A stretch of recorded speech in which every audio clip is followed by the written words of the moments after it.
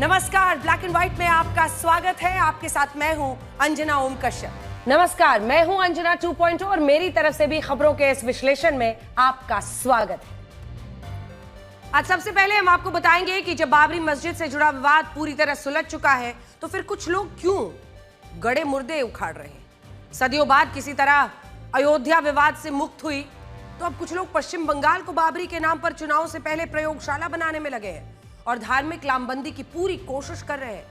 आज हम पूछेंगे कि अब पश्चिम बंगाल में बाबरी मस्जिद का निर्माण किया जा रहा है या मुस्लिम वोट बैंक का निर्माण। और जो लोग बाबरी मस्जिद बनाना चाहते हैं उन्हें आज का ब्लैक एंड व्हाइट जरूर देखना चाहिए ताकि वो बाबर के बारे में ऐसी सच्चाई जान सकें जो उन्हें किसी ने शायद नहीं बताई होगी। इसके बाद आपको बांग्लादेश में शेख हसीना के तख्ता पलट के 555 दिन बाद होने वाले आम चुनाव के बारे में बताएंगे, जिसमें सीधा मुकाबला जमाते इस्लामी और बांग्लादेश नेशनलिस्ट पार्टी के बीच है। अब वहां सरकार किसी की भी बने, ये तय है कि सत्ता पर कट्टरपंथ हावी रहेगा और अल्पसंख्यक हिंदुओं की परेशानियां कम नहीं होंगी।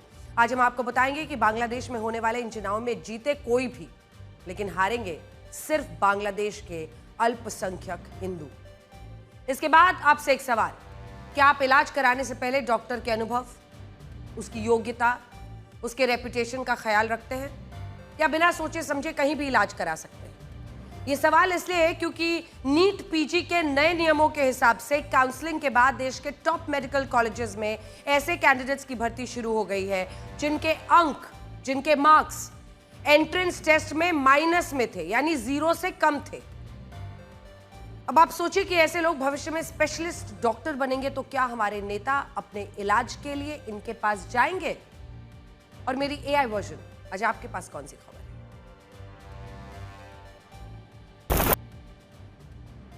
15 फरवरी को भारत और पाकिस्तान के बीच होने वाले मैच से पहले मैं पाकिस्तान के ऐसे बॉलर के बारे में बताऊंगी जिसे लेकर लोग पूछ रहे हैं कि वो बॉलिंग कर रहा है या पत्थर फेंक रहा है। इस गेंदबाज का नाम है उस्मान तारिक, जिसका बॉलिंग एक्शन विवादों में आ चुका है। लेकिन आज सबसे पहले हम आपको मुर्शिदाबाद से आई तस्वीरों को दिखाना चाहते हैं जो अंग्रेजी के उस सिद्धांत को परिभाषित करती हैं जिसे फ्लैश पॉइंट थ्योरी कहा जाता है। इस थ्योरी में फ्लैश पॉइंट वो बिंदु होता है जहां खत्म हो चुके एक विवाद को फिर से जिंदा करके उसे हथियार के रूप में बदला जाता है और फिर इसी हथियार के सहारे लोगों की धार्मिक लामबंदी की जाती है। और इस धार्मिक लामबंदी के बाद वही होता है जो आज आप मुर्शिदाबाद में देख रहे हैं। मुर्शिदाबाद में बाबरी मस्जिद को लेकर सियासत इस कदर बावरी हो गई है कि इसने सदियों पुराने इस मुद्दे को फिर से भारत के हिंदू और मुसलमानों के लिए एक नया और बड़ा फ्लैश पॉइंट बना दिया है। आज कोई ये नहीं सोच रहा कि जिस मुद्दे का निपटारा इस देश की सर्वोच्च अदालत ने किया, जिस पर सुप्रीम कोर्ट के इतिहास में दूसरी सबसे लंबी सुनवाई हुई, जो मुद्दा 138 सालों की कानूनी लड़ाई के बाद एक समाधान तक पहुंचा, जिस मुद्दे को 1991 के वर्शिप एक्ट में अपवाद माना गया और जो मुद्दा भारत के इतिहास में सबसे ज्यादा संवेदनशील रहा, उस मुद्दे को हुमायूं कबीर नाम के एक नेता ने सिर्फ और सिर्फ रिलीजियस मोबिलाइजेशन यानी धार्मिक लामबंदी के लिए फिर से जीवित कर दिया। आज हो सकता है कि मुर्शिदाबाद में अयोध्या जैसी बाबरी मस्जिद बनवाने से हुमायूं कबीर को पश्चिम बंगाल के विधानसभा चुनाव में मुसलमानों के भर भर के वोट मिल जाएं। लेकिन यहां बड़ा सवाल यह है कि क्या हमारे देश में राजनीति का सरोकार सिर्फ वोटों तक ही सीमित रहेगा? और क्या यहां यह नहीं सोचा जाएगा कि हुमायूं कबीर ने कैसे इस पूरे मामले में मुसलमानों को बाबरी के नाम पर बरगलाया, बाबरी के नाम पर गुमराह किया? आज भारत में कुल 28 राज्य हैं, 8 केंद्र शासित प्रदेश, लगभग 800 जिले, 6.5 लाख गांव, 4000 शहर और कस्बे, और इनमें किसी भी जगह पर कानूनी रूप से जब कोई मस्जिद बनाई जाती है तो किसी को इस पर कोई आपत्ति नहीं होती। भारत तो वो देश है जहां अगर सरकारें भी चाहे तो वो भी मस्जिदों के निर्माण में अपनी सहायता दे सकती हैं और मस्जिदों के निर्माण से इस देश में किसी को कोई ऐतराज नहीं है। लेकिन जब ये मस्जिद बाबरी के नाम से बनाई जाती है और सिर्फ चुनाव जीतने के लिए अयोध्या के राम मंदिर को फ्लैश पॉइंट बनाया जाता है, तो सवाल यही उठता है कि इस राजनीति को स्वीकार कैसे किया जा सके। और ऐसा कैसे हो सकता है कि आम मुसलमानों को इसके नाम पर गुमराह किया जाए? आज ये हुजूम देखिए जो वहां पहुंचा था। आज जब मुर्शिदाबाद में बाबरी मस्जिद का निर्माण शुरू हो गया है, हुमायूं कबीर जो नेता है इस बाबरी मस्जिद के सहारे अपने पॉलिटिकल स्टार्टअप को कामयाब बनाने की कोशिश कर रहा है, क्योंकि अपनी नई पार्टी उसने बनाई है।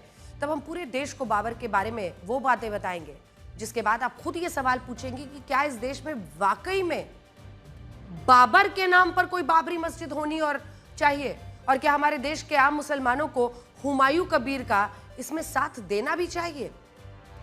लेकिन उससे पहले आप हुमायूं कबीर का ये बयान सुनिए जिसमें वो खुलकर ये कह रहा है कि 1992 में अयोध्या में जिस बाबरी मस्जिद को ढाया गया, उसी बाबरी मस्जिद को वो मुर्शिदाबाद में बनवाकर अपना मुसलमान होने का फर्ज निभा रहे हैं, और वो बाबर को एक विशाल सम्राट शहंशाह मानते हैं।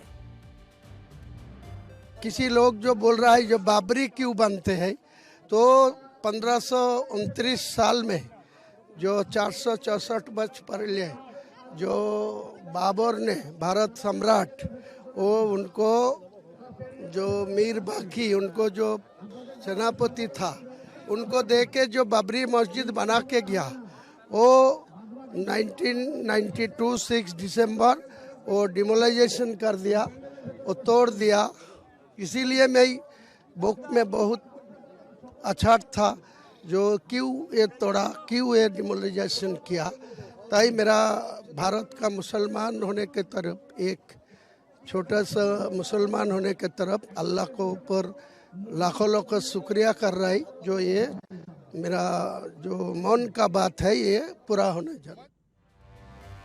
हुमायूं कबीर के इस बयान से ही पता चलता है कि उन्होंने उतना ही इतिहास पढ़ा है जितने से वो अपनी राजनीतिक महत्वाकांक्षाओं को पूरा करने के लिए भारत और पश्चिम बंगाल के आम मुसलमानों को गुमराह कर सकते हैं। बस हुमायूं कबीर कहते हैं कि अयोध्या में बाबर के सेनापति और मीर बाकी ने 16वीं शताब्दी में बाबरी मस्जिद का निर्माण कराया था, लेकिन वो ये नहीं बताते कि ये मस्जिद एक मंदिर को तोड़कर बनाई गई थी और ये मंदिर भगवान श्री राम को समर्पित था। आज हम हुमायूं कबीर को एक सलाह देना चाहते हैं, और वो ये सलाह है कि उन्हें बाबरी मस्जिद बनवाने से पहले 2 किताबें जरूर पढ़नी चाहिए। बाबर बाबर बाबरी बाबरी कर रहे हैं, लेकिन बाबरनामा तो पढ़ लें। 2 किताबें जो उन्हें पढ़ने की सलाह हम दे रहे हैं, और कम से कम उन तमाम मुसलमानों को दे रहे हैं जो उनकी बातों में आ रहे हैं। पहली किताब है बाबरनामा, जो बाबर की ही आत्मकथा है, और इसे बाबर ने खुद लिखा था, और बाबरनामा अब कई भाषाओं में उपलब्ध भी है, अंग्रेजी में भी इसका ट्रांसलेशन हुआ है। दूसरी किताब का नाम है आईने अकबरी, जो मुगल शासक अकबर के शासनकाल पर आज से 400 साल पहले लिखी गई थी। अगर हुमायूं कबीर इन किताबों को स्वयं पढ़कर देखेंगे तो उन्हें पता चलेगा कि बाबरनामा के पेज नंबर 656 पर लिखा है कि साल 1528 में मुगल शासक बाबर औध यानी अयोध्या आए थे, और वहां वो 1 हफ्ते तक रुके थे, और इसी दौरान बाबर ने उस प्राचीन मंदिर को नष्ट कराया था जो भगवान राम के जन्म स्थान को चिन्हित करता था, और उसके स्थान पर बाबर ने मस्जिद बनवाई जिसे बाबरी मस्जिद के नाम से जाना गया। ये बाबरनामा है, बाबर की ही लिखी हुई आत्मकथा है।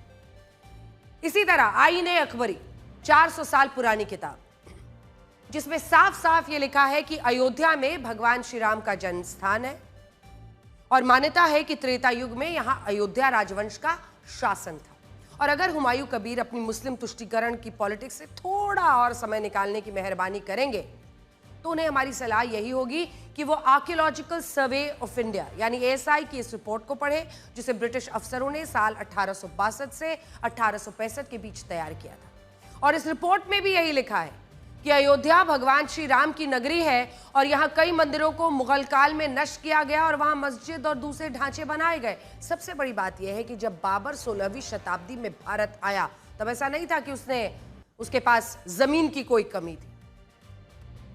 बाबर के सामने ना जाने कितनी जमीन उस समय खाली रही हो, लेकिन उसने उसी जमीन पर बाबरी मस्जिद का निर्माण कराया जहां मान्यता है कि भगवान श्री राम का जन्म हुआ था।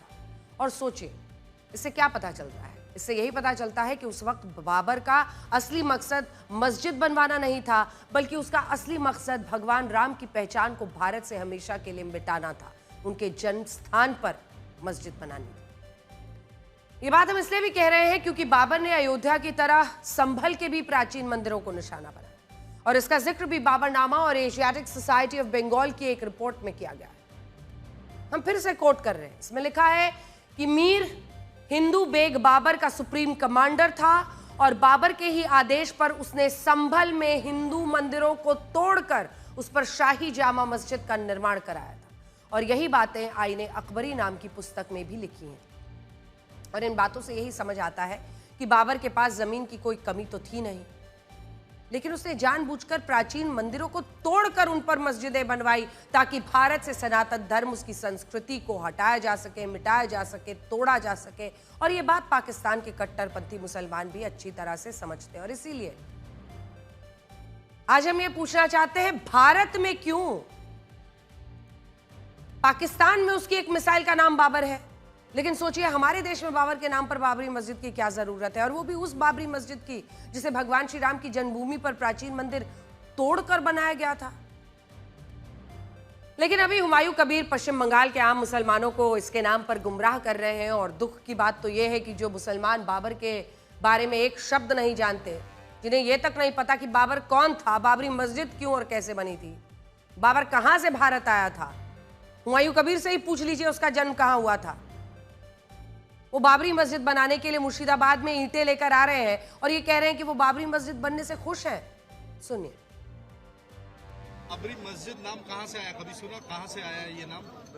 नहीं, हमने सुना है आदमी के मुंह से। अच्छा, ये बाबर के नाम पे बाबरी मस्जिद? हाँ, पहले जो था वो वाला जो टूट गया उसके लिए फिर से बना रहा है। आप बाबर के बारे में कुछ जानते हैं आप? नहीं, उतना तो मालूम नहीं। हम दुआ करने के लिए आए हैं कि अच्छे से बने, अच्छे से तैयार हो और अच्छे से आगे बढ़े, इसीलिए हम लोग आए। लेकिन नाम तो बाबरी मस्जिद है, तो बाबर के बारे में अभी तक आपको कुछ पता नहीं है? नहीं साहब। बाबरी मस्जिद नाम कहाँ से आया? बाबर से आया है बाबरी मस्जिद का नाम। तो बाबर के बारे में आप कुछ जानते हैं? बाबर के बारे में मैं ज्यादा कुछ नहीं जानता। जो भी जानता हूँ उस जमाने में जो बाबर अकबर कर गए थे ना, बाबर जो अगले जन्म में वो करके गया था पिछले बार, तो सभी जो लोग जानता, मैं उसके बारे में ज्यादा नहीं जानता ना, इसलिए मैं कुछ बता नहीं सकता। बाबरी मस्जिद नाम के बारे में कुछ जानते हैं? थोड़ा जानता है।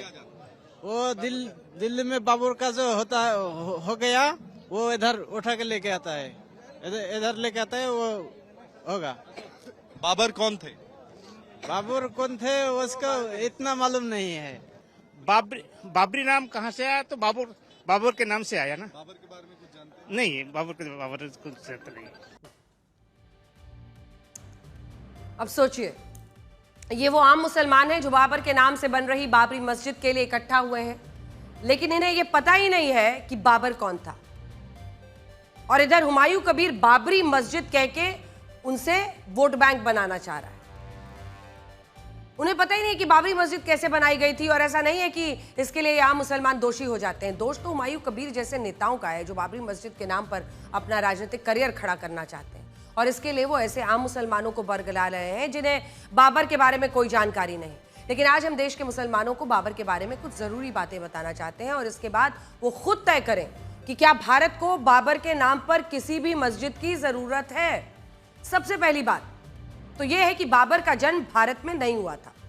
बहुत सारे लोग ये भ्रांति फैलाने की कोशिश करते हैं कि बाबर भारत से ही था, लेकिन यह दावा सही नहीं है। बाबर का जन्म 10 जून 1483 को उज्बेकिस्तान के अंदिजान में हुआ था, और ऐसा माना जाता है कि बाबर के पिता उमर शेख मिर्जा तैमूर के वंशज थे।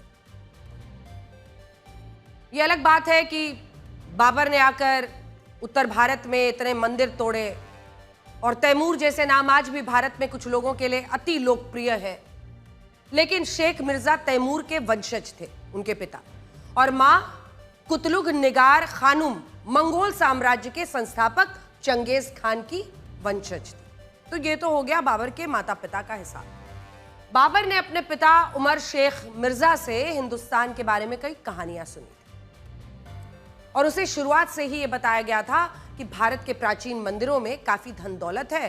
हालांकि बाबर ने शुरुआत में कभी भी हिंदुस्तान पर कब्जा करने की कोशिश नहीं की। वो हिंदुस्तान की दौलत लूटना चाहता था, वो दौलत से आकर्षित तो था, लेकिन असल में उसका असली सपना समरकंद को जीतने का था। लेकिन देखिए फिर क्या होता है। जब बाबर फरगना के सिंहासन पर काबिज हुआ तब उसने तैमूर की राजधानी समरकंद को जीतने की काफी कोशिशें की और इस दौरान चंगेज खान के एक वंशज शैबानी खान से उसका कई बार युद्ध हुआ। इस युद्ध में धीरे धीरे करके 10 साल बीत गए और जब समरकंद बाबर को हासिल नहीं हुआ तो बाबर काबुल की तरफ चला गया और काबुल में हुए सैन्य संघर्ष के बाद वो वहां का बादशाह बन गया। काबुल में मजा नहीं आ रहा था। शासन तो काबुल में बाबर का लगभग 20 सालों तक चला, लेकिन काबुल की हालत ऐसी थी कि वहां मिट्टी और पत्थर के अलावा कुछ था ही नहीं। अब बाबर के लिए काबुल पर राज करना मुश्किल हो गया था और इसी दौरान उसे अपने पिता की वो कहानियां याद आई जिनमें उसने हिंदुस्तान के प्राचीन मंदिरों की धन दौलत के बारे में जाना था। बाबर के पिता उसे अक्सर भारत के प्राचीन मंदिरों की धन दौलत की कहानियां सुनाते थे। अब बाबर के मन में उस रेगिस्तान में धूल मिट्टी पत्थर के बीच काबुल में उन मंदिरों की तस्वीरें दिमाग में आने लगी। बाबर ने तय किया कि वो अपनी सेना को भारत भेजेगा, भारत को लूटकर वो खजाना हासिल होगा, उससे वो काबुल में अपना साम्राज्य चलाएगा। उस वक्त साल 1524 में बाबर ने सिंधु नदी को उसके बाद तय किया कि मैं खुद ही जाऊंगा। वो सिंधु नदी को पार किया और उसके बाद साल 1526 में दिल्ली में पानीपत की लड़ाई लड़ी, जिसमें बाबर की सेना ने इब्राहिम लोदी की विशाल सेना को हराकर दिल्ली और आगरा पर कब्जा कर लिया। बड़ी बात यह है कि जिस वक्त बाबर ने भारत में मुगल साम्राज्य की स्थापना की, उस वक्त जानते हैं उसकी उम्र कितनी थी? 43 साल। और इसके 4 साल बाद यानी 1530 में तो उसकी मृत्यु ही हो गई। 4 साल। और इन 4 सालों में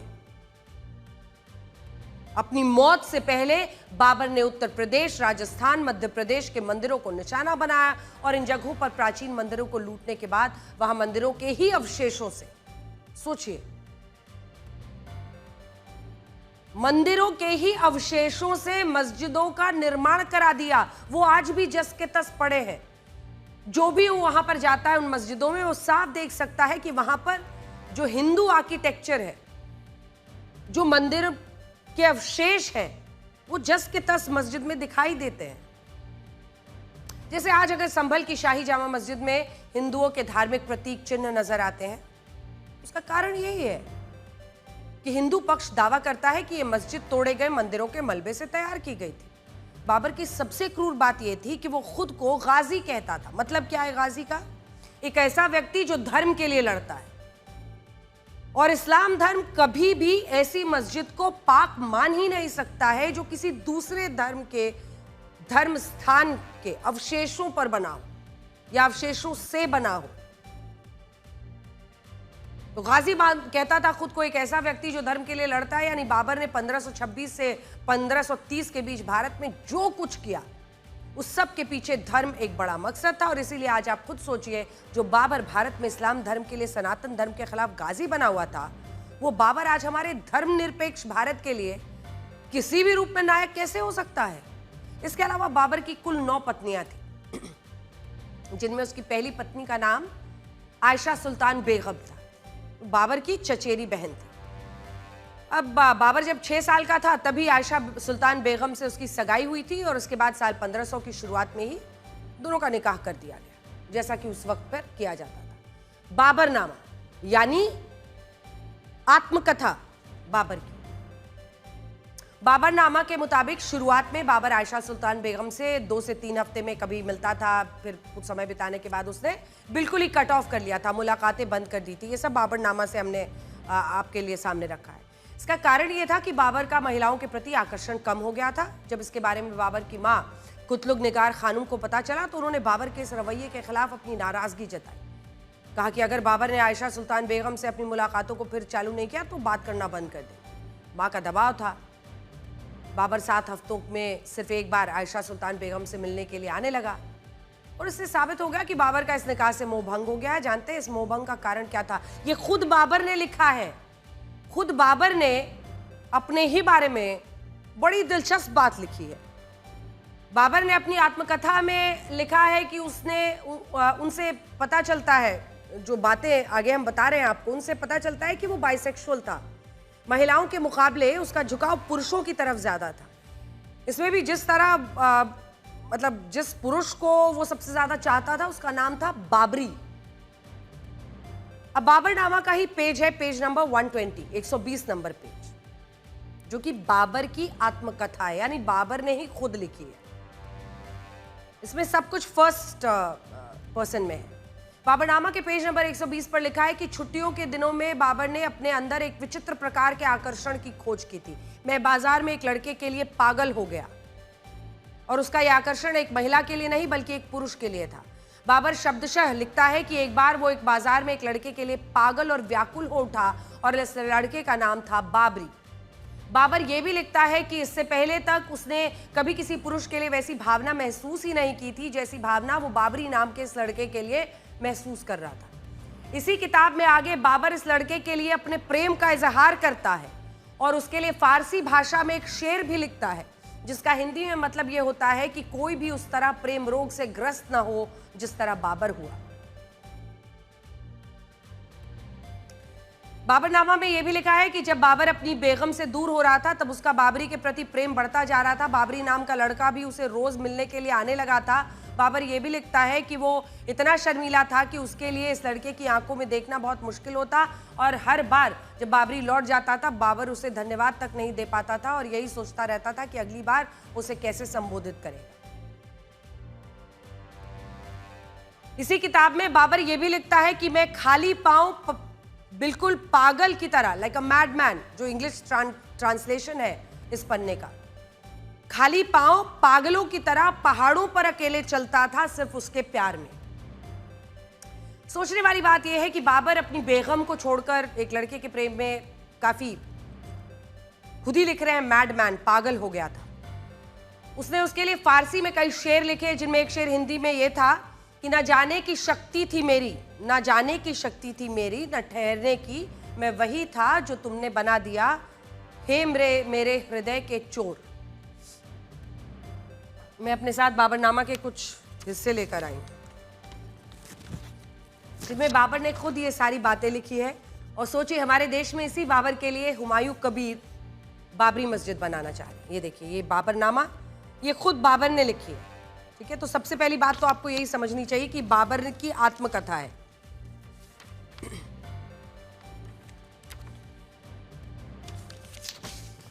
थोड़ा सा जूम इन कर पाएंगे क्या, है ना?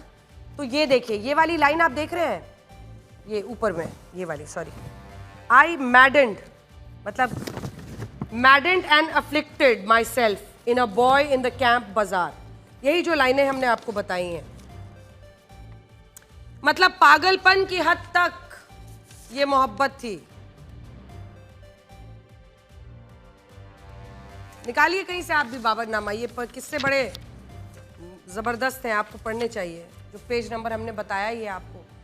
अब सोचिए, इस बाबर के नाम पर हमारे देश में, इस बाबर के लिए हुमायूं कबीर बाबरी मस्जिद बना रहे। सवाल यह है कि एक ऐसा शासक जो हिंदुस्तान आया ही सिर्फ इसलिए था क्योंकि यहां पर वो हर चीज अपना समझता था। यहां के मंदिरों से वो न सिर्फ हीरे जवाहरात सब कुछ लूटता था, बल्कि वो ये सुनिश्चित करता था कि मंदिर को तोड़कर वहां पर मस्जिद बनाई जाए, मंदिर के अवशेषों पर बनाई जाए, मंदिर का अपमान किया जाए। ये इत्तेफाक ही है कि जिस लड़के से बाबर को प्यार हुआ उसका नाम भी बाबरी था, और 16वीं शताब्दी में अयोध्या में राम मंदिर के स्थान पर जो मस्जिद बनाई गई उसका नाम भी बाबरी। और आज भी मुर्शिदाबाद में 1200 मौलवियों और कुरान की तिलावत के बीच बाबरी मस्जिद का निर्माण शुरू हो गया। और सोचिए, ये मस्जिद ऐसे वक्त में बनाई जा रही है जब पश्चिम बंगाल में 1 से 2 महीने के बाद विधानसभा के चुनाव होने वाले हैं।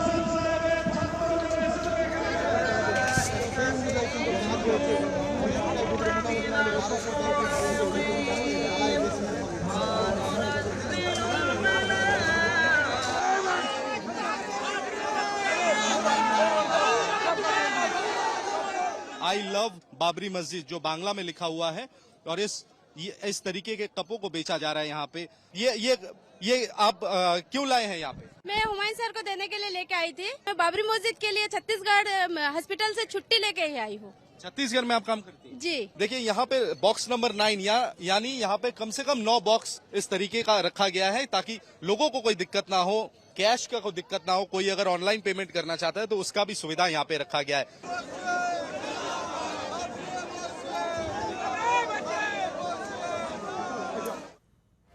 आप जानते हैं भारत को असली खतरा हुमायूं कबीर जैसे लोगों से नहीं है, भारत को असली खतरा उन लोगों से है जो ऐसे नेताओं की सोच का समर्थन करते हैं।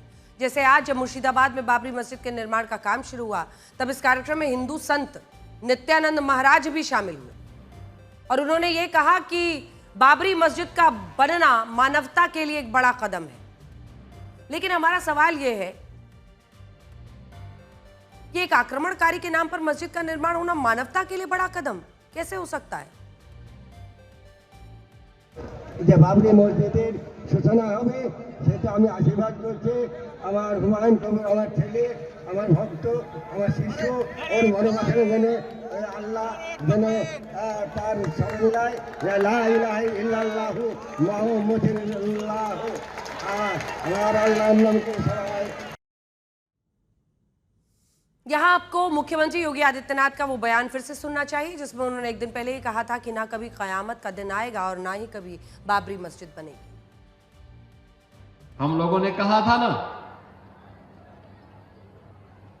कि रामलला हम आएंगे, मंदिर वहीं बन गया ना, मंदिर अयोध्या में। कोई संदेह है?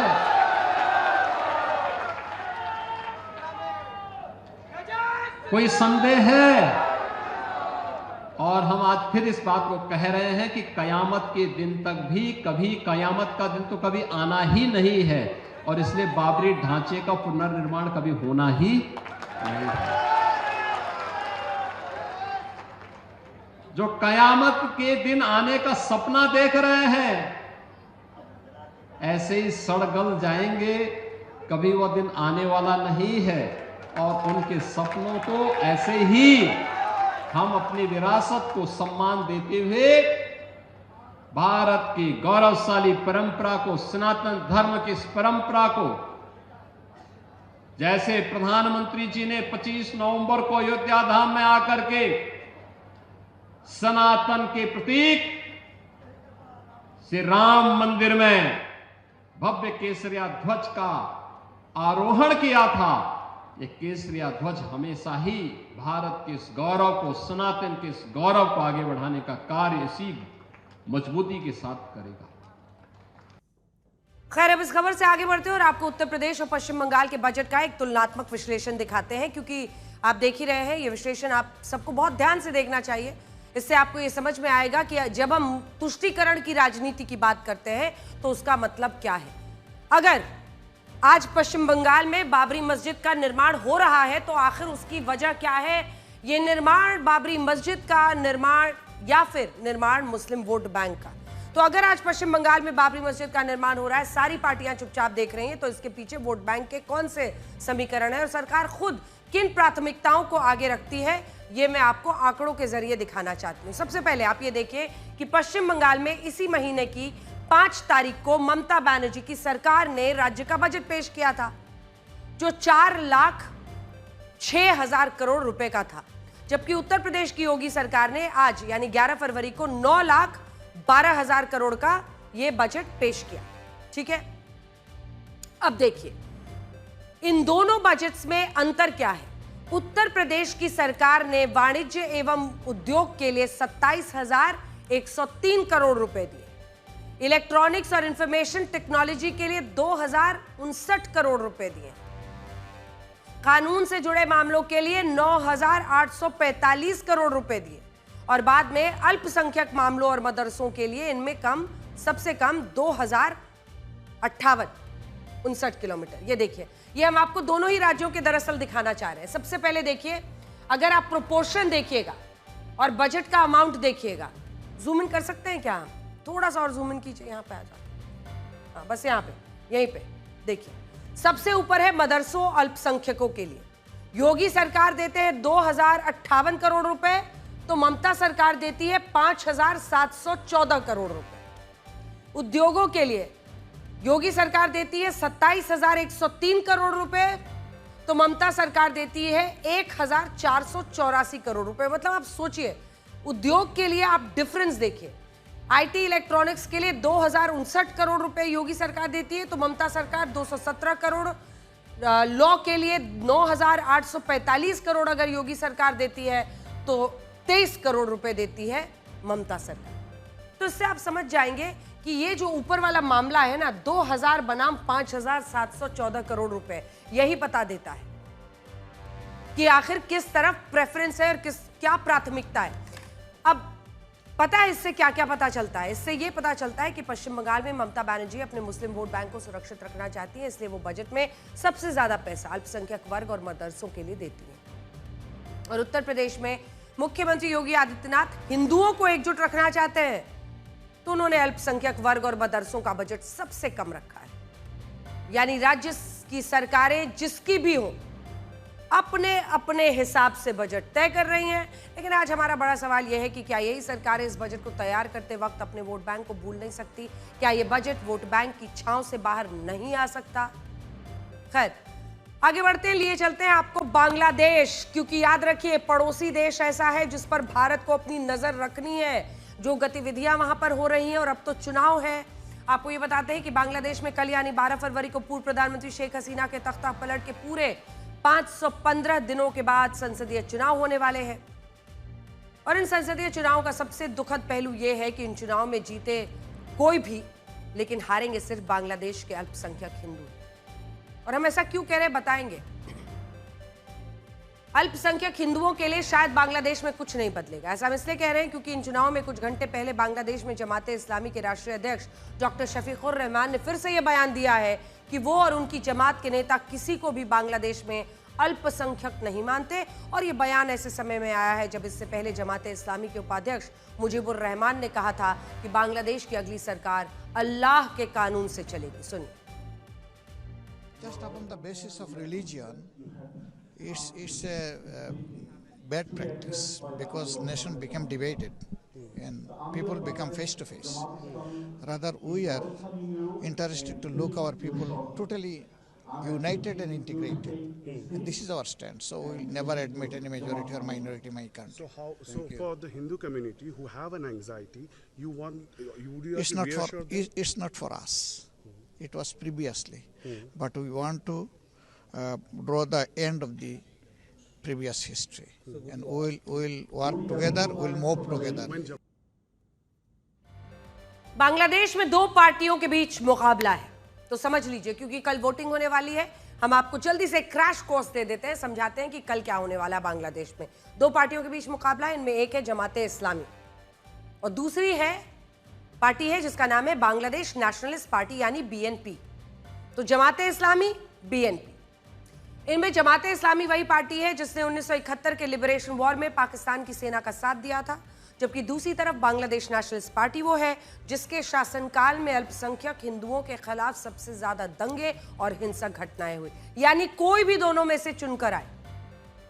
एक तरफ है जमाते इस्लामी जिसने लिबरेशन वॉर में पाकिस्तान सेना के साथ दिया था, और एक तरफ है बीएनपी जिसके कब्जे में बांग्लादेश के रहते हुए हिंदुओं पर सबसे ज्यादा नाइंसाफियां। बांग्लादेश की संसद में कुल 350 सीटें, जिनमें से 300 सीटों के लिए चुनाव होता है और बहुमत के लिए 151 सीटें जीतनी जरूरी होती है। अभी पूर्व प्रधानमंत्री खालिदा जिया के बेटे तारिक रहमान की बांग्लादेश नेशनलिस्ट पार्टी 300 से 291 सीटों पर चुनाव लड़ रही है, जबकि जमाते इस्लाम 300 से 223 सीटों पर चुनाव लड़ रही है और बाकी सीटों पर उसके सहयोगी दल चुनाव लड़ रहे हैं।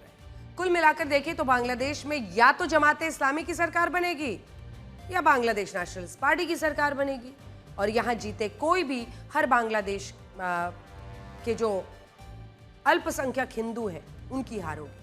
हम आपको जमाते इस्लामी का एक बायोडेटा दिखाते हैं जिससे आप ये समझ पाएंगे कि अगर जमाते इस्लामी बांग्लादेश की सत्ता में आती है तो बांग्लादेश का क्या होगा और अल्पसंख्यक हिंदुओं के लिए बांग्लादेश नर्क जैसा कैसे बन जाएगा। हम लगातार आपको दिखाते रहे कि कितने सारे हिंदुओं की पीट कर वहां पर हत्या कर दी।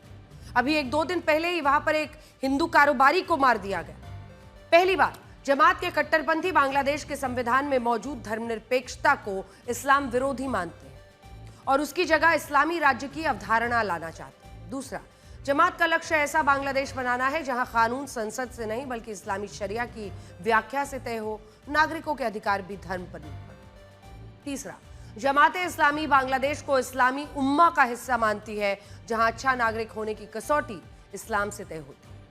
इसी में हिंदू और अन्य अल्पसंख्यकों को दोयम दर्जे का नागरिक माना जाता है। कई मौकों पर जमात के नेताओं ने कहा है कि वो अल्पसंख्यकों को बराबरी का हकदार नहीं मानते। चौथा, जमात के कट्टरपंथी ये भी कहते हैं कि आदर्श समाज वही होता है जहां महिलाओं की स्वतंत्रता, शिक्षा, काम, नेतृत्व सीमित हो और उन्हें पारंपरिक धार्मिक भूमिकाओं में बांधा जाए। सोचिए, जिस बांग्लादेश में आपने देखा महिला राष्ट्रपति रही, उसमें क्या होने वाला है। इसके लिए जमात के लोग हिंदू महिलाओं को भी बुर्के और हिजाब में रखने की मांग करते हैं। पांचवा, जमात संगीत, नृत्य, थिएटर, साहित्य को गैर इस्लामी मानती है और उस पर कड़े प्रतिबंध लगाने की मांग करती है। सोचिए, जमात के कट्टरपंथी आधुनिक वैज्ञानिक और आलोचनात्मक शिक्षा की जगह मजहबी पाठ्यक्रम, धार्मिक नैरेटिव, इस्लामी विचारधारा वाली पढ़ाई को प्राथमिकता देते हैं और जमात इस्लामी के नेता असहमति को भी ईश निंदा मानते हैं। वो बांग्लादेश को पाकिस्तान से भी ज्यादा कट्टर बनाने की बात कहते हैं और इसलिए सोचिए, अगर जमात इस्लामी इन चुनाव में जीत गई तो बांग्लादेश कितना पीछे चला जाएगा। अगली बड़ी खबर जिसका ताल्लुक हम सब से है, जिंदगी में कहीं भी हो सकता है। बात करेंगे अगली खबर की जो आपकी सेहत के साथ होने वाले खिलवाड़ से जुड़ी है। सोचिए, आप किसी अस्पताल में सर्जरी के लिए भर्ती हुए, ऑपरेशन थिएटर में बेहोशी का इंजेक्शन लगने से पहले आपको पता चला कि जो डॉक्टर सर्जरी करने वाला है उसने सर्जरी की पढ़ाई का एंट्रेंस टेस्ट 0 से भी कम नंबर लाकर पास किया था। ऐसी स्थिति में आप क्या करेंगे? क्या आप ऐसे सर्जन पर भरोसा करेंगे जिसका सर्जरी का पढ़ाई का एंट्रेंस टेस्ट माइनस नंबर लाने के बावजूद पास किया हो? जो MBBS डॉक्टर्स एक्सपर्ट बनने की पढ़ाई का एंट्रेंस टेस्ट 0 से भी नीचे नंबर लाकर पास कर रहा हो, क्या उस पर भरोसा किया जा सकता है कि वो एक्सपर्ट बन ही गया होगा?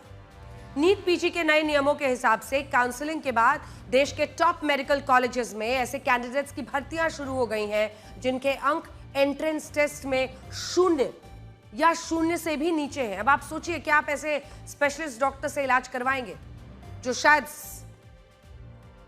स्पेशलिस्ट बनने के योग्य नहीं था, लेकिन सरकारी नियमों के रहमत पर बन गया? आज हम आपको ये बताना चाहते हैं कि स्वास्थ्य सेवाओं को बेहतर बनाने के युग में केंद्रीय स्वास्थ्य मंत्रालय कैसी गंभीर गलतियां कर रहा है। मेडिकल की पढ़ाई के लिए मुख्य रूप से नीट यानी national eligibility cum entrance test को पास करने के बाद मौका दिया जाता है। ठीक है, पहला एंट्रेंस टेस्ट होता है नीट यूजी यानी अंडर ग्रेजुएट के लिए। इसे आप जो पास करने वाला व्यक्ति है वो MBBS की पढ़ाई करता है और MBBS डॉक्टर अस्पतालों या क्लिनिक में general physician, medical officer, junior medical officer और ड्यूटी डॉक्टर के तौर पर काम करते हैं। MBBS करने वाला व्यक्ति डॉक्टर तो होता है लेकिन उनके पास कोई विशेषता यानी एक्सपर्टीज नहीं होती। मतलब ये डॉक्टर्स कानूनी रूप से छोटी मोटी सर्जरी, बीमारी, चोटों का इलाज तो कर सकते हैं। मेडिकल क्षेत्र में स्पेशलिस्ट बनने के लिए नीट पीजी एंट्रेंस टेस्ट करना होता है और MD यानी मास्टर ऑफ मेडिसिन या MS यानी मास्टर ऑफ सर्जरी की पढ़ाई करनी है। MD और MS की पढ़ाई करने के बाद MBBS डॉक्टर स्पेशलिस्ट डॉक्टर बन जाते हैं, यानी वो किसी खास डिपार्टमेंट के सर्जन या स्पेशलिस्ट डॉक्टर बनते हैं।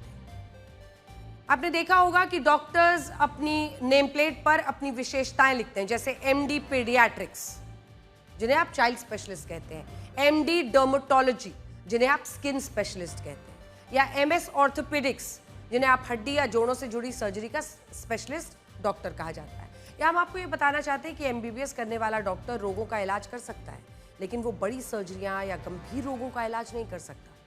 उसके लिए उसको MD और MS की पढ़ाई करनी पड़ती है। हमारे देश में 1,26,000 बच्चे MBBS की पढ़ाई करते हैं और उनमें से करीब 70% विद्यार्थी ही MD MS कर पाते हैं। देश में नीट पीजी की 70,645 सीटें ही हैं जिनमें करीब 30% सीटें पिछले कुछ वर्षों से में लगभग खाली रह जाती हैं। अब हुआ क्या? सच यह है कि स्पेशलिस्ट डॉक्टर बनना आसान तो है नहीं, लेकिन केंद्रीय स्वास्थ्य मंत्रालय मेडिकल कॉलेजेस के दबाव में उनकी कमाऊ सीटें, जिन्हें मैनेजमेंट सीट यानी पेड सीट कहा जाता है, उन्हें भरने के लिए नया नियम लेकर आ गई। इस नए नियम में नीट पीजी के एंट्रेंस टेस्ट को मजाक बना दिया गया है।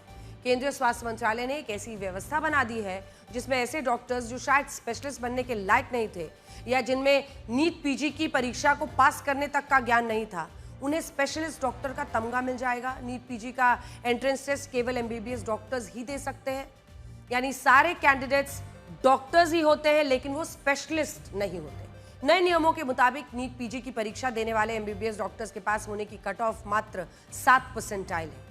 और केवल यही नहीं, जाति वर्गों के हिसाब से 0 या 0 के नीचे अंक पाने वालों को भी स्पेशलिस्ट डॉक्टर की पढ़ाई करने योग्य मान लिया गया है। जैसे सामान्य वर्ग और आर्थिक रूप से कमजोर वर्ग के कैंडिडेट्स को 7 परसेंटाइल यानी 800 में से 103 अंक लाने हैं। एमबीबीएस करने वाले दिव्यांग कैंडिडेट्स को 5 परसेंटाइल यानी 800 में से 90 अंक लाने हैं। और एससी, एसटी, ओबीसी वर्ग के कैंडिडेट्स अगर एंट्रेंस टेस्ट में 0 भी ले आए यानी -40 अंक भी ले आए तो भी उन्हें स्पेशलिस्ट डॉक्टर बनने की मंजूरी मिल जाएगी। क्या आप समझ पा रहे हैं? केंद्रीय स्वास्थ्य मंत्रालय देश की स्वास्थ्य सेवाओं और आपकी सेहत को लेकर कैसा खिलवाड़ कर रहा है। एक ऐसा एमबीबीएस डॉक्टर जो स्पेशलिस्ट बनने की पढ़ाई की प्रवेश परीक्षा, मतलब एमबीबीएस में उसने क्या पढ़ाई की, इस पर तो हम कुछ कहना ही नहीं चाहते, क्योंकि जैसे ही स्पेशलिस्ट के लिए पढ़ाई का एंट्रेंस एग्जाम देना पड़ रहा है, उसको कैसे मार्क्स आ रहे हैं आप समझ रहे हैं। 800 में से पढ़ाई की प्रवेश परीक्षा पास नहीं कर पा रहा है, उसे सरकार आपकी सर्जरी का लाइसेंस दे रही है। कड़वा सच यह है कि ऑपरेशन थिएटर में बड़ी सर्जरी के दौरान मौत होने पर अक्सर डॉक्टर्स को जिम्मेदार नहीं ठहराया जाता, क्योंकि मौत का रिस्क होने का कंसेंट फॉर्म पहले आपसे भाई कंसेंट फॉर्म पर साइन किए भरवा लिया जाता है। जब कोई मरीज ऑपरेशन थिएटर में होता है तो वो अपनी जिंदगी सर्जरी करने वाले डॉक्टर्स के हवाले कर देता है। क्या ऐसे स्पेशलिस्ट सर्जन पर भरोसा किया जा सकता है जिसके पास एमएस का एंट्रेंस टेस्ट पास करने तक का ज्ञान नहीं था एमबीबीएस करने के बावजूद? क्या ऐसे सर्जन पर भरोसा किया जा सकता है जो सर्जन इसलिए बन पाया क्योंकि मेडिकल कॉलेज में पीजी की सीटें खाली रह जाती थी और इससे मेडिकल कॉलेजेस को लाखों रुपए का नुकसान होता था? पाकिस्तान बेशर्मी के साथ अपनी पलटी मार पॉलिसी पर चलते हुए भारत के खिलाफ क्रिकेट मैच खेलने के लिए तैयार है। पाकिस्तान ने खूब माहौल बनाया, 15 फरवरी को भारत बनाम पाकिस्तान मैच नहीं होगा, लेकिन जैसा कि उसकी फितरत है वो बहिष्कार के कुछ ही दिन बाद मैच खेलने के लिए तैयार हो गया। और अब जब पाकिस्तान फिर से पिटने के लिए तैयार है तो दोनों ही तरफ मैच का माहौल बन गया है। पाकिस्तान में इस समय भारत के बल्लेबाजों के खौफ के किस्से सुने जा सकते हैं और इनका सामना करने के लिए पाकिस्तान एक ऐसे गेंदबाज को लाया है जिसका बॉलिंग एक्शन पहले से ही सवालों में है। इस गेंदबाज का नाम उस्मान तारिक आपने देखा ही होगा, जिसके बॉलिंग एक्शन पर पाकिस्तान की घरेलू लीग में ही 2-2 बार सवाल उठे और इसे अवैध तक बताया गया। पाकिस्तान के ही लोग कहने लगे कि वो चेकिंग करता है, या दूसरी भाषा में कहे तो उस्मान तारिक भट्टा फेंकता है। आप खुद देखिए, उस्मान तारिक का बॉलिंग एक्शन बिल्कुल अलग है। उसका रन अप तो सामान्य होता है, लेकिन गेंद हाथ से रिलीज करने से पहले वो अचानक रुक जाते हैं। ऐसा लगता है जैसे वो कुछ सेकंड के लिए ठहर गए, जिससे बल्लेबाज भी चौंक जाता है और ये गेंदबाज कर क्या रहा है। बॉलिंग एक्शन में थोड़ा रुकने के बाद Usman Tariq side arm style में स्लिंग शॉट अंदाज से ऑफ स्पिन गेंद डालते हैं। ये तरीका थोड़ा असामान्य है और बल्लेबाज को अक्सर चकमा देने वाला भी माना जाता है। उनके बॉलिंग एक्शन पर कई बार सवाल उठ चुके हैं। पहली बार 2024 जब पाकिस्तान की घरेलू लीग पीएसएल के दौरान उन्हें संदिग्ध एक्शन के लिए रिपोर्ट किया गया था। 2025 में पीएसएल में उन्हें फिर से रिपोर्ट किया गया।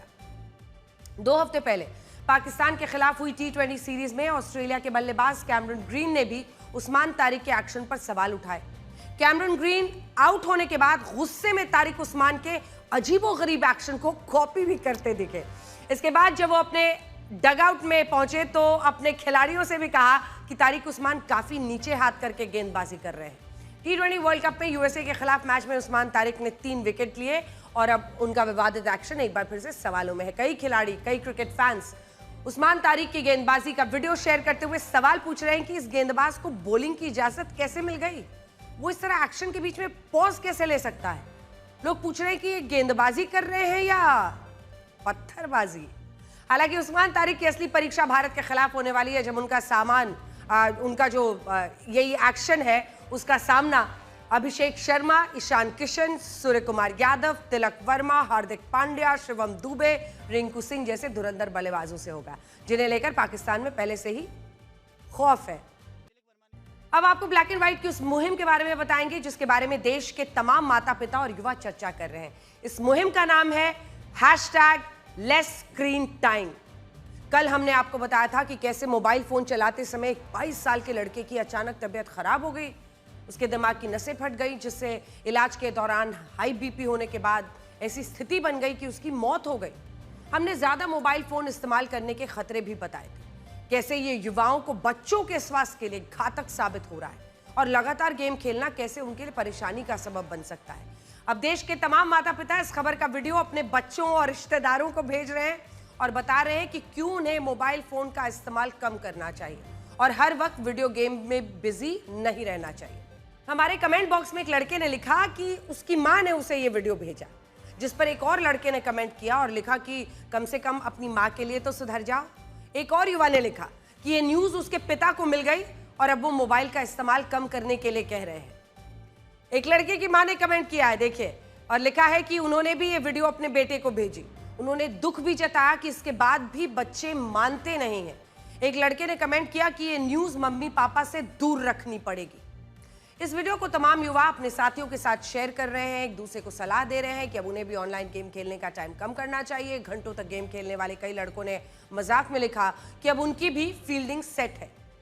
कुछ युवाओं ने अपने दोस्तों को टैग करते हुए ऐसा ही कमेंट किया है। एक लड़के ने अपने दोस्त को टैग करते हुए लिखा कि अब उसे ऑनलाइन गेम के लिए मत बुलाना। हमें खुशी है कि हमारी ये मुहिम रंग ला रही है। #LessScreenTime। बड़ा टीवी, छोटा आईपैड, लैपटॉप, मोबाइल, स्क्रीन, एक स्क्रीन से दूसरे स्क्रीन, दूसरे स्क्रीन से तीसरे स्क्रीन, स्क्रीन टाइम कम कीजिए। माता पिता अपने बच्चों को समझा रहे हैं, साथ ही तमाम युवा अपनी जिंदगी और अपने स्वास्थ्य की अहमियत समझ रहे हैं। हमें और खुशी होगी अगर युवा अपना स्क्रीन टाइम कम करेंगे और गेम्स के लिए रात भर नहीं जागेंगे। कई सारे आप खुद ही देख सकते हैं कि कितने मिलियन व्यूज इसके हो चुके हैं। सोचिए, एक जमाने में लोग गेम इसलिए खेलते थे ताकि स्ट्रेस कम करें, अब उल्टा स्ट्रेस हो रहा है। स्ट्रेस भी ऐसा कि बीपी शूट किया और शूट करने के बाद बच्चे की नसें फट गई, उसकी मौत हो गई। इसे हम यही कहेंगे कि गेम खेलिए, सिर्फ सीमित समय के लिए खेलिए, खुशी के लिए, ना कि तनाव पैदा करने के लिए, बीमार होने के लिए। और इसके लिए जरूरी है #LessScreenTime। तो आज के लिए ब्लैक एंड व्हाइट में इतना ही। अब आपसे हमारी अगली मुलाकात होगी कल रात 9 बजे। तब तक आप खुश रहिए, सुरक्षित रहिए, स्वस्थ रहिए। और इतने चेहरे लगा रखे हैं लोगों ने कि मौत भी आए तो कंफ्यूज हो जाए कि रूह किसकी निकालनी है। नमस्कार।